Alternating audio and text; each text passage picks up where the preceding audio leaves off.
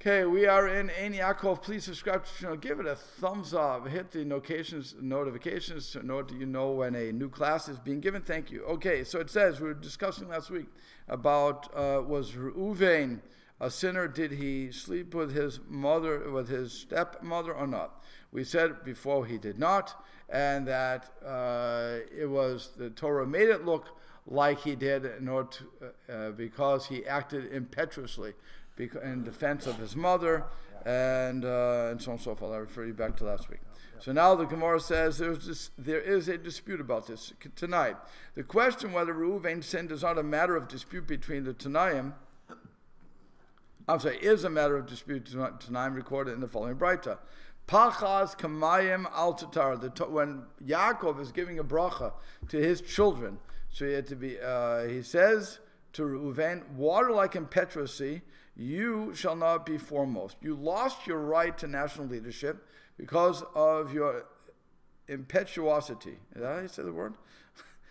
Yeah. Okay. You displayed in rushing to vent your anger in the matter of Bilhah. Again, you thought, because I moved my bed into Bilhah's house, into her tent, you decided it should not be there, so you moved my bed. So the Braita regards the word pachas, impetuosity. I know I'm saying that wrong. Impetuosity is the word? Okay.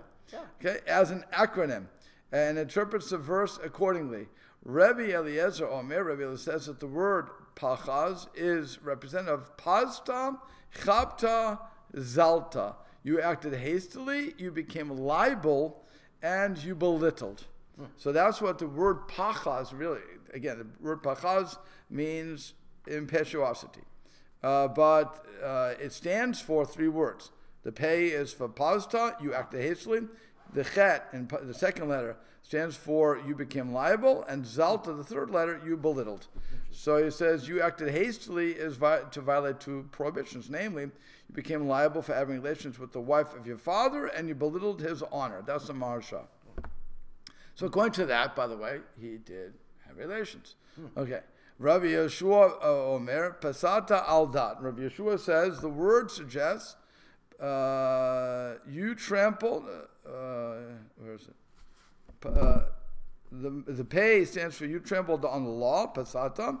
The chatata, you sinned, that's the chet. So, fine, you sinned. Zanita, you acted lewdly. And that was, again, fine. And then we go further. Reuven Gamliel Omer, Palalta. The word says Reuven Gamliel says the word implies palalta, you prayed. Nechet stands for chalta, you entreated, and then the zayin stands for zarcha tvilatcha, your prayer shone forth. He said you prayed. So Rashi says you prayed to be saved from the sin. Okay? One might have interpreted Reuven Gamliel as saying that Reuven committed the sin, then prayed for forgiveness. Rashi thus comes to preclude such an interpretation, for the gemara reveals that Reuven Gamliel held that Reuven was tempted to sin but overcame the temptation. Thus, Reuven Gamliel means you prayed to be restrained from committing adultery, you entreated to be restrained from belittling your father's honor, and your prayer shone forth and saved you from committing both sins. So according to Reuven Gamliel, he did not have relations with his stepmother. You've mentioned twice recently belittling the reputation of the father. The father's honor, right. What about the mother? The mother would not be considered anything in this because she was a handmaiden. Even though she's a wife, a full wife for the mother, the father is still going to be the more important character in those times. Remember, you have to go back to those times. Put yourself in those times for a second. So, I don't know how to do that. We have to get out. You just have to go back about 20 years, actually. The father's reputation was always, because he's out there, he's out in the world, is always going to be more, it can be damaged greater than the wife. The wife's okay, so you're considered, you were raped, fine. Or you had relations, you're a zona, you're a prostitute. But it doesn't really mean anything about her because she's not going anywhere. She's to their children. No. The children are already grown up. Everybody says she has no more children after this. She has no children. So the children, you're right. If she would be childbearing, then you're right. Then the human being. I don't know. No. Again, I understand that. What I'm saying is, if you put yourself just back 20 years, 20, 30 years. In their life, you mean? I'm talking about in our, we're in 2020 today, 2019. So you put yourself back into the 1900s. Oh yeah. The father's reputation. 50s and 60s, maybe 40s. Even though I would go back to even when I was growing up, the father's reputation was still the more important of the reputations because the father was outside. Yeah. And you even have, it's interesting, in the Chinese culture, I worked in a Chinese restaurant, so I know some words. And there was a word, I don't know if I'm saying it right, but it sounded like to me, wambatan. A wambatan is a very insulting term to the Chinese, if you say it to a man. Yeah, it can only be said to a man, by the way, you can't say it to a woman. But a wambatan is, and I think it's a turtle egg, if you translate it literally. Turtle egg. Turtle egg. But what it means, I'm pretty sure that's what they told me. It means, who knows? I don't speak Chinese, and I only was going by what they told me. It could have been, they could have, I didn't even eat that much. I saw how they made it, so I wasn't really interested. But but the point was, I said, why is turtle egg insulting to you? So they said, so the guy in his broken English, he said to me, no, you're missing. It means the guy's wife is playing around on him, and he doesn't realize it. So he's like a turtle egg. So whatever the expression was, but it was a reputation. But you called him something like that. It was they want to take a knife to you to kill you because you're ruining their reputation. Their wife, they didn't care. They only cared about their own reputation. So again, it's even in that Eastern culture that the man's reputation is foremost in everybody's mind. You have to have that reputation. If you're seen as something weak, by the way, if you want to, I'll even go further to make this point. You go to Back to the Future, the original Back to the Future. Yeah. With what's his name? Michael Fox. Yeah. Okay, Michael J. Fox. Yeah. So his father was a loser. Right. Right? And he could walk all over and say schmata for Biff. Okay? And then I really remember then. Yeah. I'm really remembering so many years ago from that. I haven't seen the movie for years. And what happens is only because Marty's father, when he goes back to the past, punches Biff because he did something to his mother or something, and that's when things change. And suddenly, when he comes back to where his time was, 1980, whatever, so I think 85, then his father is suddenly a different person. He's an author, he's a big boy, and Biff is the loser of the world because he was hit, and so on and so forth. Yeah. But again, reputation is all, it determines everything. It determines your whole life. And so that's why the wife's, and again, I'm saying because the wife isn't out there.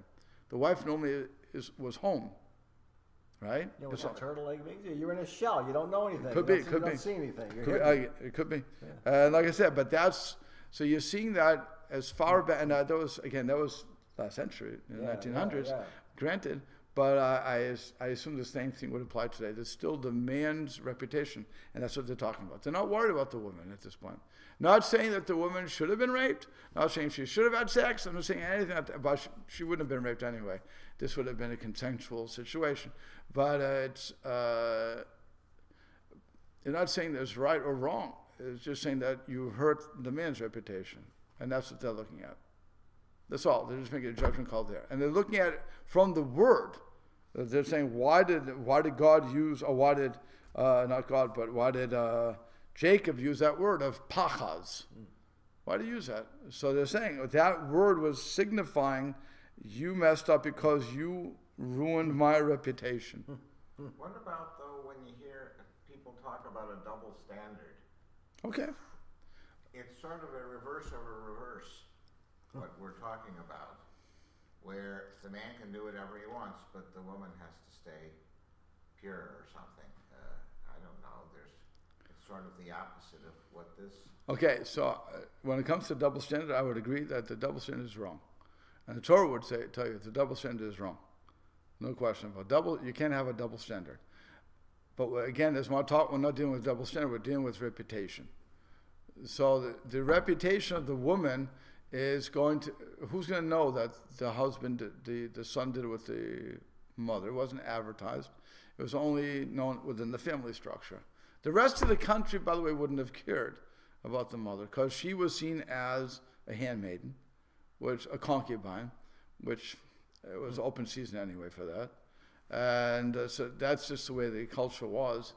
But for Yaakov, he was saying, no, you can't treat it. So he would be going the other way. You can't treat people like that. And because you did, your punishment is you lose big time. You're the firstborn, guess what? That's ripped away from you. All the rights of the firstborn are ripped away from you. Because you did something you shouldn't have done. So if anything, he's defending his handmaiden, his concubine, again, how the rest of the world would look at it. And he's showing you can't treat people like that.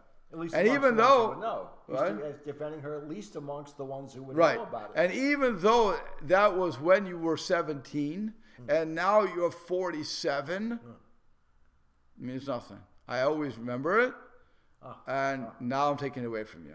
So this is a long-term punishment that he's getting, but nonetheless, that's what's going on. Okay, let's continue on. This car is from the building enforcement people. Okay. Do you have any leaks you want to know? There you go. Okay. So Amarav said that. No, I didn't. So Amarav and Gamil Dayan Tzrichen Nu Lemodai. So nevertheless, from Gamil said, we still need the exegesis of the sage from Mount Modai. And he states that because this exegesis can still imply Reuven prayed for forgiveness after sitting the exegesis of Rabbi Elazar of Modai, he's to establish unequivocally that Reuven did not sin. What did he say? Rabbi Elazar Modai Omer Hafoch et Ateva V'Dorsha. He says reverse the word pachaz and expound it as this: Zizata, you trembled. Why did you tremble? You were afraid of sinning. That's how Rashi interprets that. Although here Tata begins with a hey and not with a chet, these two letters are interchangeable since they are somewhat similar in both shape and pronunciation. According to Rabbi Elazar and Rabbi Yeshua, Reuven actually sinned, according to Rabbi Gamliel and Rabbi Elazar of Mount Modai. He was tempted but did not sin. This is a Tanaic dispute to which the Gemara referred. Okay. Here Hata, you drew back. Parcha chet mimcha, the sin flew away from you. Rava Amar V'Amrilei Rav Yirmiyah Amar Barava. So he said, and some say in the name of Rav Yirmiyah Barava, Pachas is reverse acronym for Zecharta Onshal Shal Davar. You remember the punishment for this matter of forbidden relations. Chelita Atzmacha Chole Gadol. You made yourself sick with great sickness, which means you made yourself sick with a great sickness, restraining yourself and conquering your evil inclination.